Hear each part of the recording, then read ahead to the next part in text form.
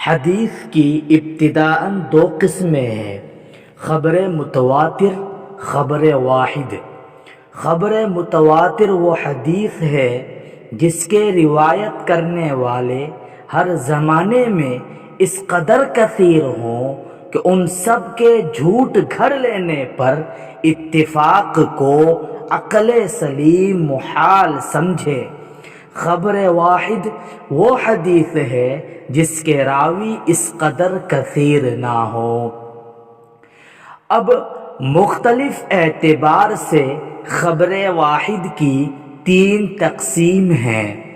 تقسیم نمبر 1، خبر واحد اپنے منتہا یعنی اخیر راوی کے اعتبار سے تین قسم پر ہے۔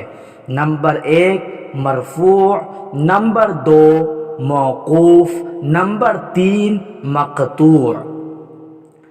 نمبر 1 مرفوع وہ حدیث ہے جس میں رسول اللہ صلی اللہ علیہ وسلم کے قول یا فعل یا تقریر کا ذکر ہو۔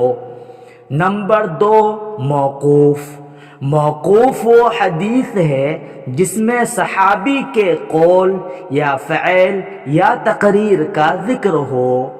نمبر 3 مقطوع وہ حدیث ہے جس میں تابعی کے قول یا فعل یا تقریر کا ذکر ہو۔ دوسرے لفظوں میں یوں کہیں کہ مرفوع وہ حدیث ہے جو براہ راست نبی کریم صلی اللہ علیہ وسلم کی طرف منسوب ہو۔ موقوف وہ حدیث ہے جس میں جو حضرات صحابہ کرام رضوان اللہ علیہم اجمعین کی طرف منسوب ہو، اور مقطوع وہ حدیث ہے جو حضرات تابعی کے طرف منسوب ہو۔ پھر خبر واحد کی دوسری تقسیم، راویوں کی تعداد کے اعتبار سے خبر واحد تین قسموں پر ہے۔ نمبر 1 مشہور، نمبر 2 عزیز، نمبر 3 غریب۔ نمبر 1 مشہور وہ حدیث ہے جس کے راوی ہر زمانے میں 3 سے کم کہیں نہ ہو۔ نمبر 2 عزیز وہ حدیث ہے جس کا راوی ہر زمانے میں 2 سے کم کہیں نہ ہو۔